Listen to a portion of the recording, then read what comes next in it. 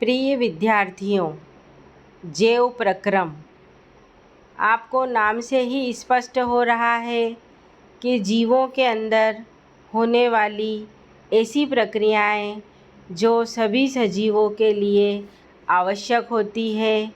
इन जैव प्रक्रमों या इन जैव रासायनिक क्रियाओं के बिना किसी भी सजीव जीव का कोई अस्तित्व नहीं होता है। प्रकृति में दो तरह के जीव देखे हैं हमने या हम जानते हैं। एक होते हैं सजीव, दूसरे होते हैं निर्जीव।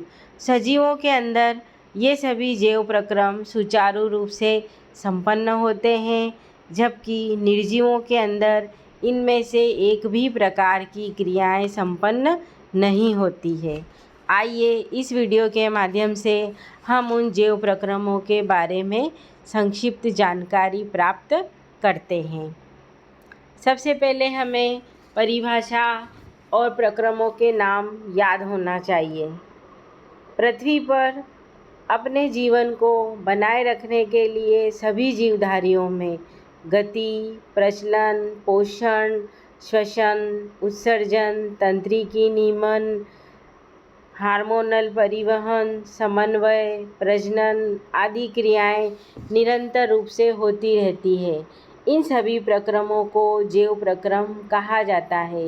ये सभी प्रक्रियाएं अनुरक्षण का कार्य करती है, कोशिकाओं की मरम्मत का कार्य करती है।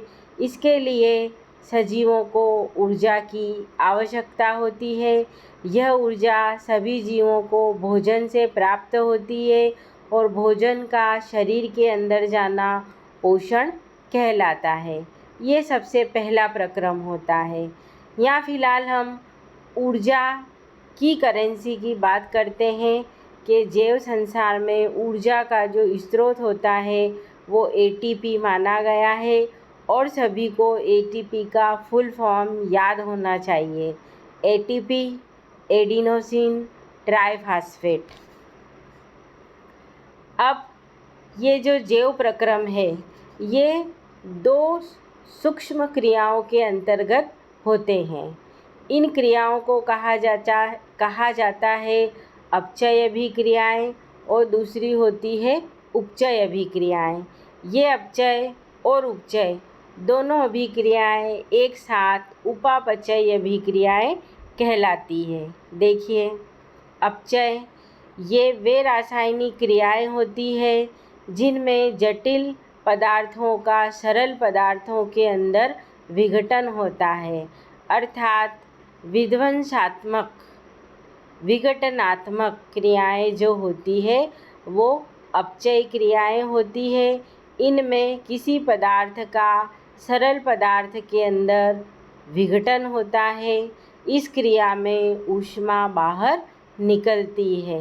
देखिए, इसका उदाहरण होता है श्वसन, यानी कि हम जीवधारी जो भोजन ग्रहण करते हैं उसका ऑक्सीजन की उपस्थिति में सरल पदार्थ कार्बन डाइऑक्साइड और जल के अंदर विघटन हो जाता है और 38 एटीपी ऊर्जा हमें प्राप्त होती है। मतलब जो कार्बोहाइड्रेट है इसका जटिल रूप सरल रूप के अंदर टूट जाता है। तो इस तरह की क्रियाएं जिनमें जटिल पदार्थ टूटकर सरल पदार्थ बनाता है अपचय अभिक्रियाएं कहलाती है। इसके विपरीत दूसरी अभिक्रिया होती है उपचय अभिक्रिया। ये वे क्रियाएं होती है जिनमें सरल पदार्थ से मिलकर जटिल पदार्थ का निर्माण होता है और इन निर्माणात्मक क्रियाओं में वायुमंडल से ऊर्जा या ऊष्मा का अवशोषण किया जाता है। ये अभिक्रियाएं संश्लेषणात्मक अभिक्रियाएं कहलाती है और प्रकृति में एकमात्र संश्लेषणात्मक अभिक्रिया है प्रकाश संश्लेषण, जिसमें हरे पौधे वायुमंडलीय कार्बन डाइऑक्साइड और भूमि से जल लेकर सूर्य के प्रकाश की उपस्थिति में क्लोरोफिल की सहायता से कार्बोहाइड्रेट भोजन का निर्माण करते हैं और इस प्रकाश संश्लेषण की क्रिया में ही ऑक्सीजन का निर्माण भी होता है। इस तरीके से अपचय और उपचय दोनों अभिक्रियाओं को सम्मिलित रूप से उपापचयी अभिक्रियाएं कहते हैं। अब ये उपापचयी अभिक्रियाएं सभी सजीवों के अंदर सुचारू रूप से होती रहती है और इन्हें जैव रासायनिक अभिक्रियाएं भी कहा जाता है। अब सभी सजीवों के अंदर कौन कौन से जैव प्रक्रम होते हैं, इन्हीं के कारण उनका पूरा जीवन सुचारू रूप से सभी क्रियाओं को पूरा करता है। पहला होता है पोषण। इसमें सभी जीव भोज्य पदार्थों को ग्रहण करते हैं। श्वसन में ऑक्सीजन और कार्बन डाइऑक्साइड का वायुमंडल से आदान प्रदान होता है।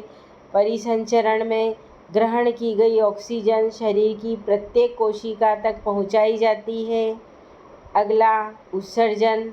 शरीर में बने हुए विषाक्त पदार्थ उत्सर्जी अंगों की सहायता से शरीर से बाहर किए जाते हैं। अगला है नियंत्रण और समन्वय। शरीर में तंत्रिका तंत्र पाया जाता है। इस तंत्रिका तंत्र के द्वारा पूरे शरीर की सभी क्रियाओं का और अंगों का समन्वय किया जाता है। हमारे शरीर में अंतःस्रावी ग्रंथियाँ होती है जिनसे हार्मोन स्रावित होते हैं और ये हार्मोन हमारे आंतरिक जैव रासायनिक क्रियाओं को नियंत्रित करते हैं। इसके बाद जो रिप्रोडक्टिव ऑर्गन होते हैं उनमें मेल और फीमेल हार्मोन मेल और फीमेल जीव के अंदर स्रावित होते हैं और प्रजनन की क्रिया होती है। और एक प्रोसेस और होती है गति और प्रचलन। इसके द्वारा जीव भोजन की तलाश भी करते हैं और स्वयं की अपने शत्रुओं से रक्षा भी करते हैं। इन सभी जैव प्रक्रमों का विस्तार पूर्वक अध्ययन हम आगे के वीडियो के माध्यम से करेंगे।